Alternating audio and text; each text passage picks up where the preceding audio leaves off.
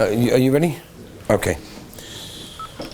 Okay, welcome everybody. The Daf Yomi Commission of Agudas Yisrael of America is delighted to present to you a presentation of Daled Minim, going through the halachas of Daled Minim on the occasion of the Daf Yomi Siyum of Masechta Sukkah, incredible Siyata Dishmaya that the Masechta of Daf Yomi of Masechta Sukkah finishes right before the Yom Tov of Sukkot, which gives us the opportunity, and those people learning it, the opportunity to know the halachas, to learn the halachas, to be able to mekayim the halachas as well. And what I feel about this shir is a very important idea. I've spoken many times about the halachas, and when I went to the Daf Yomi shir, and I gave my own personal shir, I tried to step in a lot of halachas of, Daled Minim and whatever. But this is practical, this is lemaisa. Every guy goes to the shuk. And when you go to the shuk, you enter the shuk, they're like, okay, no, it's Israel. It's not like in America. Here, K'nai Nahora, you've got, tens and tens of tables of people selling all sorts of Daled Minim, and everybody's shouting in a different direction. It's an amazing thing. And every so often you hear an amazing thing. You hear something called brisker lulav, and everybody starts running towards to see what is a brisker lulav, what's going on. And you go over to the guy and he says, oh, this is a kneppel.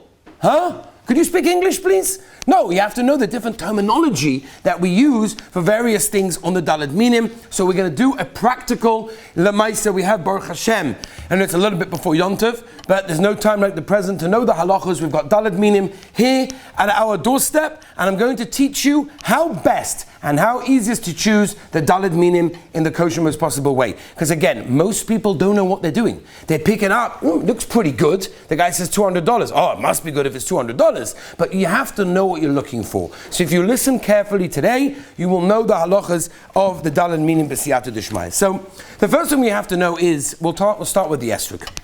The esrog, the pasuk says, pre-eitz hadar. Now, the Gemara goes through a question, how do we know that the esrog that we have is the esrog that the Torah was talking about? And the Gemara brings various droshes to try to back that up and understand that the esrog that we have is the esrog that the Torah was talking about. Now, even though it says, and this is an important introduction, hodar, pre-eitz hodar, by the esrog, the word hodar means beautiful, and that applies also to the lulav, also to the hadassim, and also to the aravas. Okay, so all of the minim have to have a din of hodar. They have to have a very beautiful way of looking them in that way. Now let's begin with an idea of the color. Right, we'll just discuss a little bit of the color. Just show you, we have very many different esrogim that we have in the market. Now in America, a lot of them are yellow. There's a few reasons for it. Reason number one is, in every picture book they're yellow. So everybody wants a yellow esrog. It's much more gishmak to have a yellow esrog than a green one. Right? But that's not really the reason. The reason is, it depends how long it was off the tree. An esrog on the tree, on the paradise, is actually green. When you take it off, it progresses, it matures, and therefore it becomes yellow. Now, people like yellow, and the truth is there a halachic preference to a yellow esrog or not? So the Mishnah tells us in Sukkah Lamadala Domad Base, V'hayorik kikarti, it's a machlokes Reb Meir and Reb Yehuda, whether it's kosher or it's posel. What's the shaila? What's the difference if it's yellow or green? What's the difference if it's green? The answer is because it's shaloi nigma pri. That means it's not finished yet. It's not totally finished if it's green, and therefore because of that we want to make sure that it's completely finished. Now, the halacha is, in the Shulchan Aruch and the Mishnah Berurah paskins like this, and that is as follows. As long as it's starting to go yellow, then it's fine. The only esrog that will be really posel is if it's a real starker green like grass. If it's green like grass, almost like this one. Almost like this. The truth is, Rabbi Zul Orbach Shlita told me, B'Shem Hishver Rav Elyashiv Zatzal, that Rav Elyashiv said that you will not find an esrog sold in the market that's going to be posel because it's green.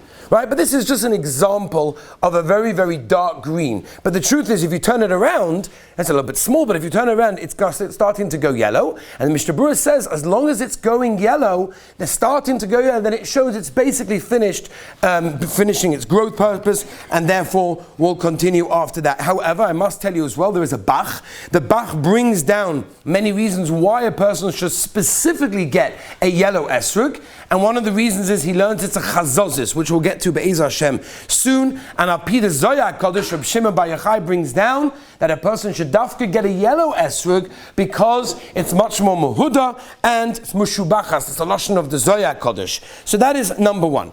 Let's talk about the actual esrog itself, okay? And without going into many of the shalis that we'll get to, let's talk about the pitum. Okay, because the pitum obviously is a very big shaila. And I've heard over the years, Bochram telling me, Rabbi, I don't get with the pitum. I don't get with the pitum. Why don't you get with the pitum? Because maybe it will fall off, and maybe it will become possible. So without going into all the shitas of the poskim, because again, I want to get to how to pick a kosher esrog, you have to know, right? There is a sheshanta and there is a pitum. The sheshanta is the crown that's on top. That's normally a brownish, creamish, like little crown that's sitting on top of the actual pitum. That's the sheshanta. And then you've got the pitum, which is basically the piece of wood that is sticking out. That is called the pitum.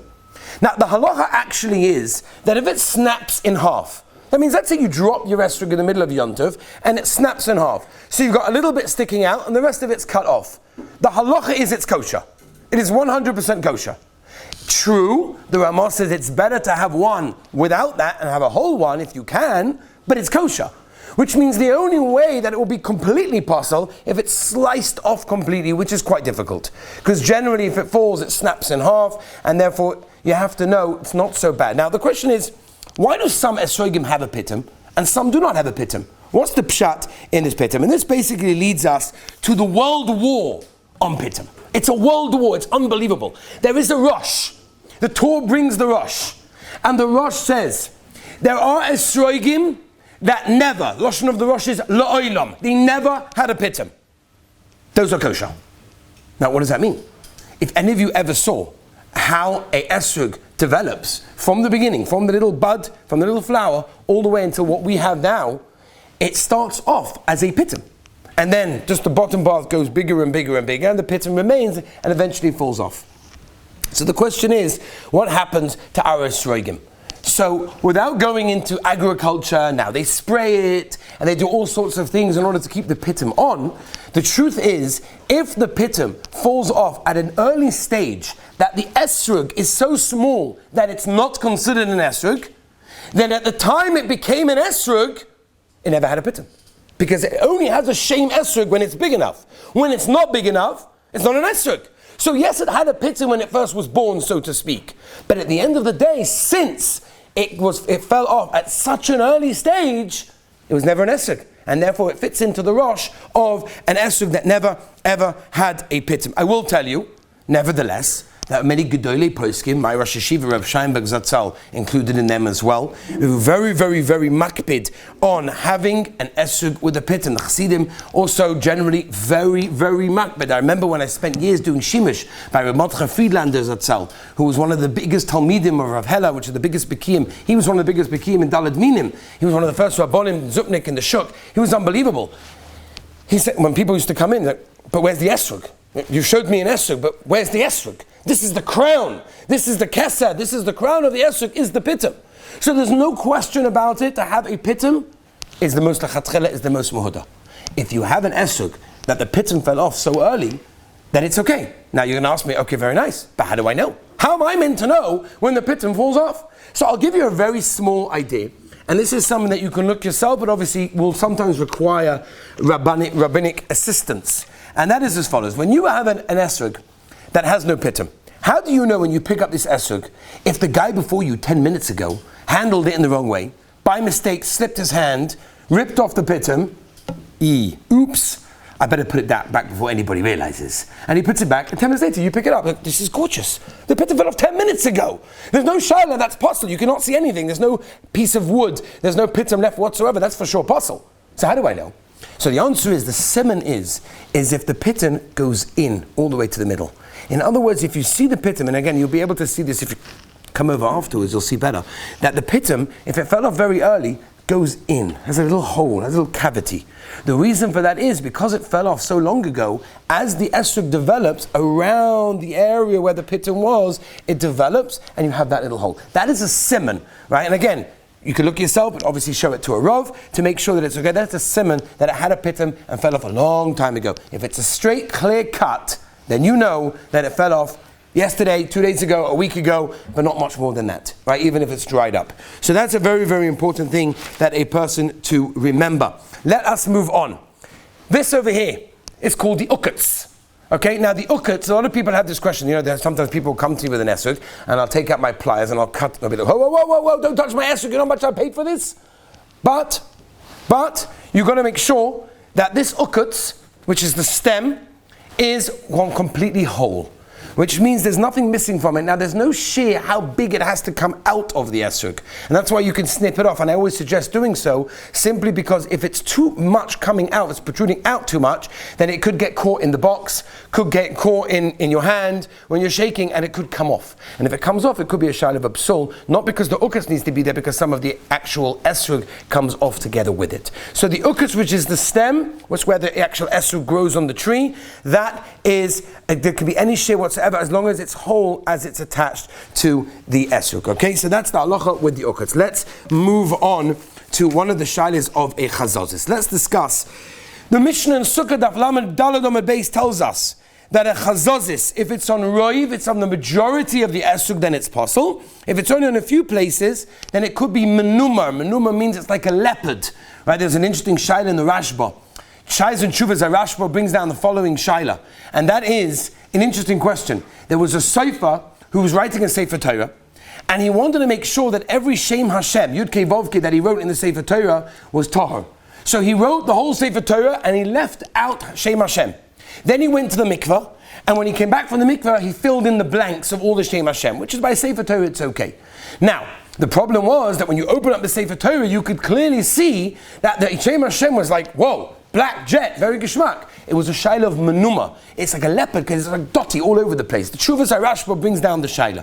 And it's a very similar shaila when it comes to an esrog. If you have an esrog with different spots, different colors on it, what din does that have? So let me slowly go through some of the shailas when it comes to a shinoi maru, when it comes to different colors, because this is one of the most common shailas when dealing with esrogim. There are many colors. The most common colors that you have to look out for are black and white. If you have black and white on your esrog is possible, which we'll get to exactly what that means. Now, first of all, black means real jet black, and white means jet white. It cannot be an off-white or a cream or a brown. It has to be actual black.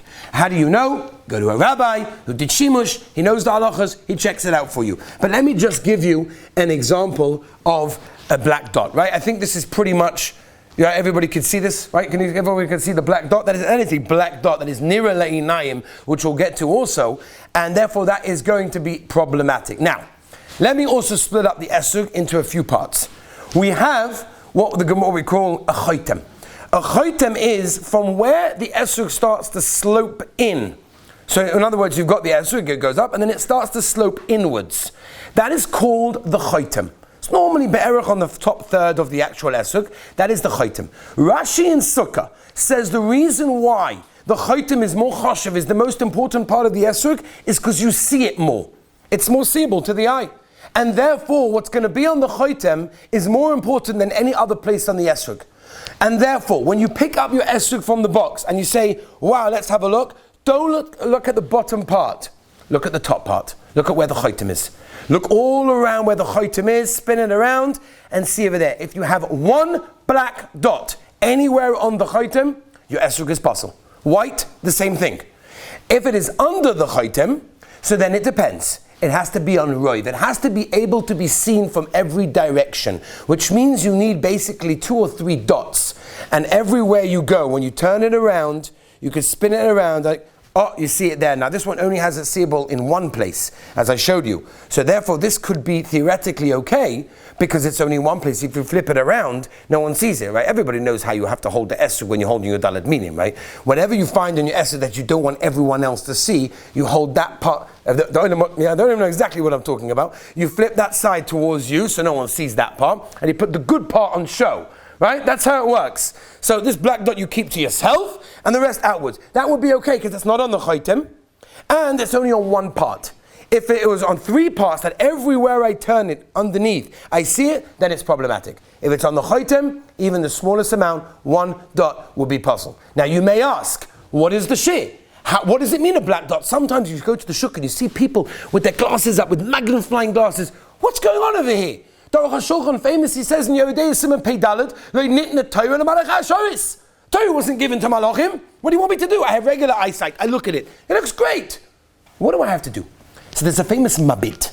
The mabit says in Chelik Beis that it has to be nira le'inayim l'chol b'nei Adam, which means it has to be seen at a normal distance that you hold the esrog. If you can see it from there, then you have a problem. If you can only see it when you pick up your glasses and use a magnifying glass, then it's okay.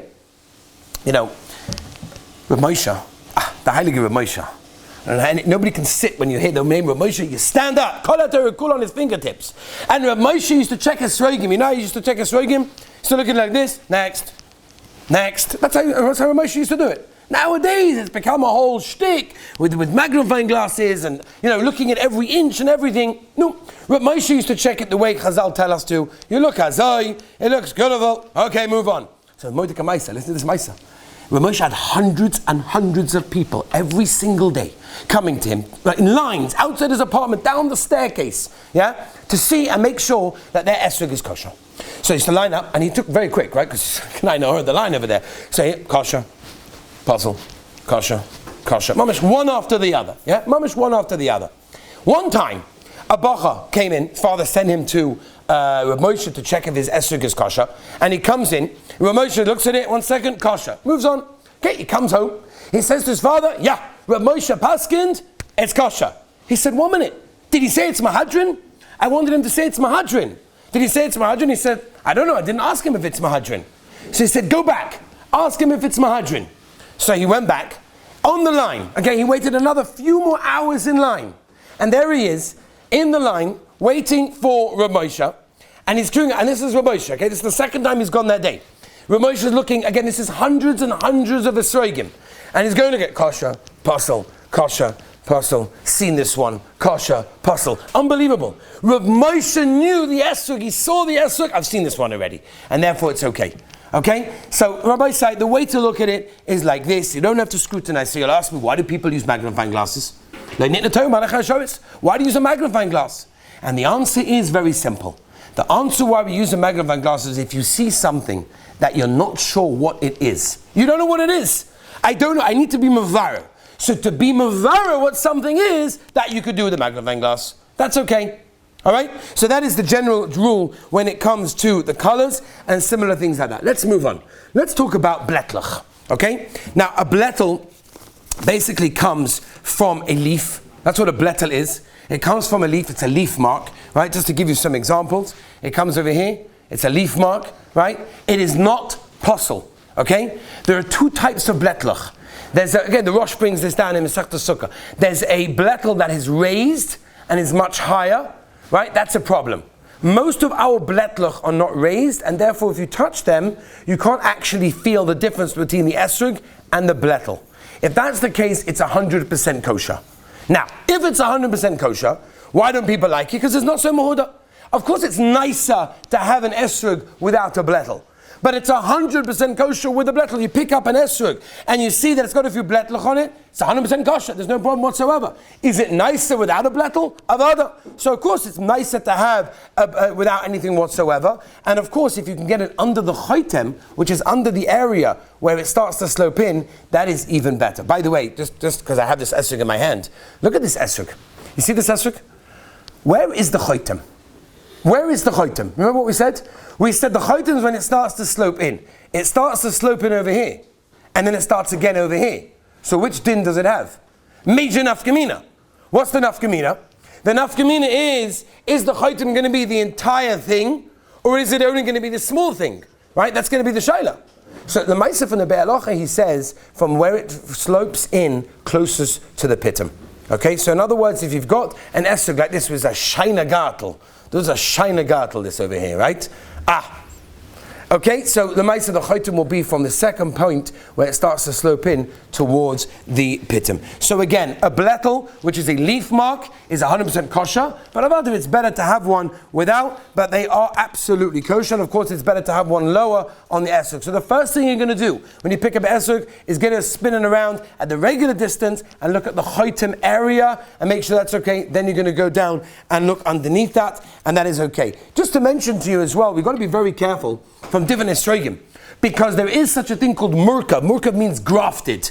I'll just tell you a ma'aser shahoy. When I went to the esrog paradise in order to take pictures, in order to teach the halachas and know the halachas, so it's very interesting. We got lost a few times on various fields, and we found orange and other citrus fruits that were growing nearby.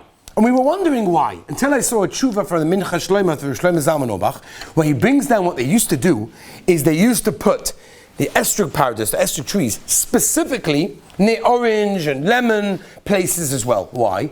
Because then the bees take the nectar from one place to another, and it strengthens the estrog tree itself. Because the estrog tree, by definition, is a very shvach, very weak tree. It hasn't got the koichas that other citrus fruit trees do have. And therefore, they specifically did it that way because they found that the bees go from one to the other, and they share pollen from one tree to another, and that could be a shaila of murkav of grafting. But halacha l'maisa, that's why people have different esrog. For example, this is a classic Moroccan esrog.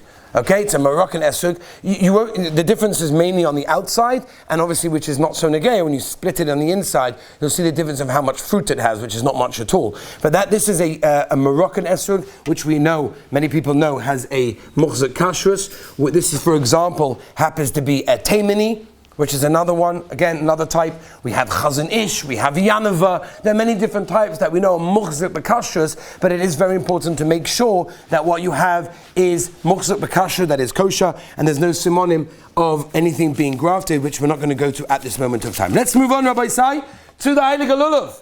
Okay, so the esrog is the big one. That seems to be the one that everyone's excited. The first thing everyone picks out is the esrog. We'll move on to the next one, which is the Heilige Lulav. Right? Lamed Vav Mesachtes, Leiv, Lamed Beis. There's so much Gavaldige in Yonim when it comes to the Lulav. It's beautiful. When it comes to Lulav, the Torah tells us the Kapois Tumarim. Okay, which the Gemara has no suffix, is a lulav which comes from a palm tree. The Chassam Sofer has a kasha. Does it mean that actual dates have to grow from that tree that I get my lulav from? And the Chassam Sofer says no. It was a simon that the Torah gave us to tell us what the right min is. But it doesn't actually have to have dates growing from that tree. There are people out there that are makpid to get a lulav, and you'll see it sometimes on packaging. This lulav had dates growing from the actual tree. But you don't have to have that. Now, let's understand the lulav in a few ways. First of all, let's understand the Torah already brings this down, right? The Torah says, how does every lulav work? The leaf of every lulav is split really into two. Okay, and I'm going to try to make this that you could see this, and that is like this. Every leaf of the lulav really is two leaves that is connected at the back. Okay, that says the Torah is the idea of every single leaf of the lulav. That is number one. Number two, let's understand the tiyomes. There is a machloikis rishonim. Anything that the Mishnah tells us is possible, what has to be possible? How many leaves have to be included for it to be possible? So most Rishonim hold that if all the leaves or most of the leaves are cut off, split, whatever it may be, then it's possible. But if the majority are not, then you're okay. The Ramah, of which many of us Ashkenaz and Paskin like, hold that the tiyomis is the ikka, and if the tiyomis has a problem, everything has a problem. What is the tiyomis? Now, I do not suggest that you go to a lulav shuk, you go to a lulav store, and you do this one at home. Don't do this one at home, because if you don't know what you're doing, you're going to mess it up. Okay? The idea of looking for the tiyomis would basically mean like this. What I'm going to do is I'm going to start reaching up to find what is the most inner middle leaf of the lulav, and it's quite simple. You keep on going, and again, I wouldn't suggest doing this because you could end up splitting the actual lulav, and you go up the spine until, here we go, eventually you've got the three leaves that are pretty much central, and then you've got the tiyomis, which is right over here. Okay, this one over here is the tiyomis. Okay, so this guy over here is what the Ramah says. I don't care about the other ones.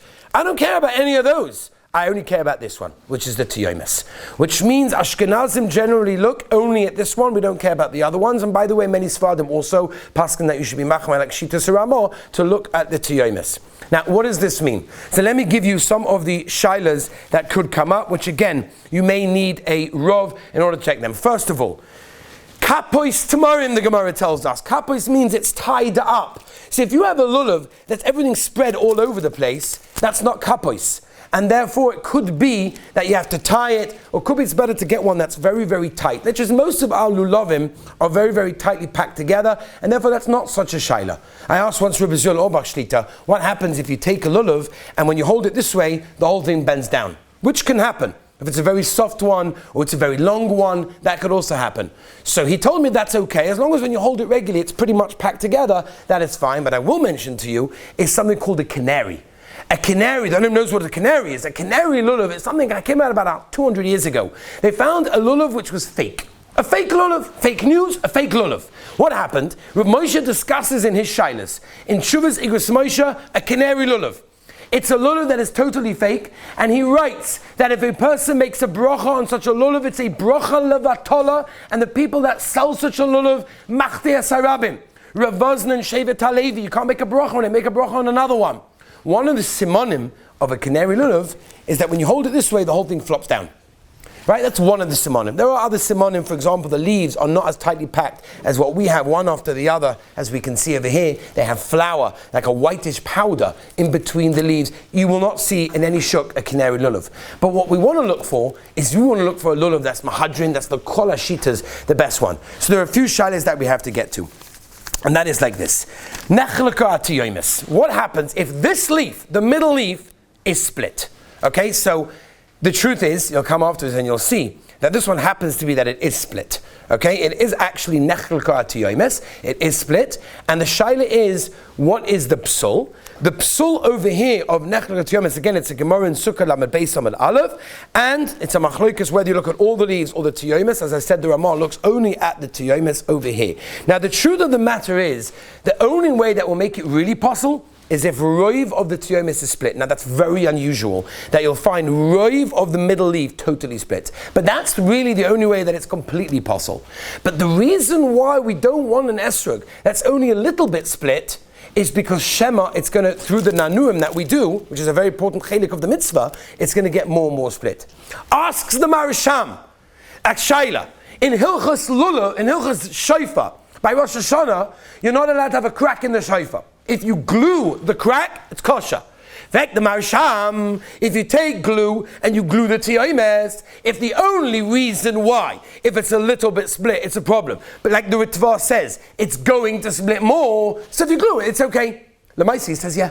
We're not knowing to do that, but the Maisi says okay. So it means we're trying to look for a lulav that has no split whatsoever. So when you're in the shuk and you hear the words, brisker lulav, and here everybody started crowding towards there, that's what they mean. They mean a lulav that is not split bichlal. It's completely sholim all the way until the top. And again, it takes a sensitive hand to be able to make sure that that's the case and that's actually happening. But if it's a little bit split, it's actually kosher. But again, you have to worry about something else. And that is something called a hemnuk. What's a hemnuk? A hemnuk, Rashi says in Sukkah, it's like the two blades of scissors. Two blades of scissors mean they're going in two different directions. So even though, if it's a little bit split, it could be okay, and you'll see when we go to the shuk on Erev Yontiv, we'll talk about a hemnuk. No, this is a hemnuk, that's a hemnuk, now you'll know what I mean. It's not just that it's split, but it's going in two different directions. Rav Matcha Friedlander Zatzal told me that when he asked Rav Elyashiv, what is the definition of a hemnuk? Rav Elyashiv went like this. Meaning, it's going in two different directions. When the leaves are going in two different directions, even if they're a little split, which else nechlaka is not a problem, but else hemnuk it will be. And therefore a person has to be very, very careful to make sure that he doesn't have that shaila. Which is why some people like to take a lulav with the koira on it. The koira is the brown stuff all the way at the top. And this way, it's tight, it's probably okay, it's probably whole up there, and I'm good. So it's actually brought down in brachas. Rashi and Brachas Laman Vavam and Beis brings it. The Beis Yosef also brings it, and Paschal that it's 100% kosher. Not only that, Rabbi Yosef Chaim Zonefeld, the Rav of Yerushalayim, of Shmuel Salant, Rav of Yerushalayim, used to use a lulav, dafka that had a koira, and the Chazon Ish also used to use it until he heard that the Briskerov did not use it, and then he stopped using it. Now, Rabbi Zriel Auerbach told me the reason why Ashkenazim do not use it is for two reasons. Number one, nowadays, we don't know our lulavim as not as stark as they used to be. And therefore, it's not so simple to say that if you've got the koira, the brown stuff at the top, that everything inside there is 100% shalim. Number two is the Bikuri Yaakov. The Bikuri Yaakov says that Ashkenazim have to shake. There has to be a din of the nanuim. The nanum is a chelik, according to some Soif al the Mishnah, so much a chelik of the mitzvah itself, and without that, it's a shayla v'daraisa, you want yotza. It's a beautiful chelik of the mitzvah. The Gemara tells us it pushes away all the terrible, evil spirits that there are in the world. It's a very, very big chelik of the mitzvah. When you have the koir on the top, it holds everything stark. So when you do the nanum, nothing's going to shake. Said the Bikuri Yaakov, that's another reason why we don't take it. And generally, Ashkenazim do not take it in that case. Now, another case, the Gemara tells us in the Mishnah Chav Tes Amud Aleph, and that is next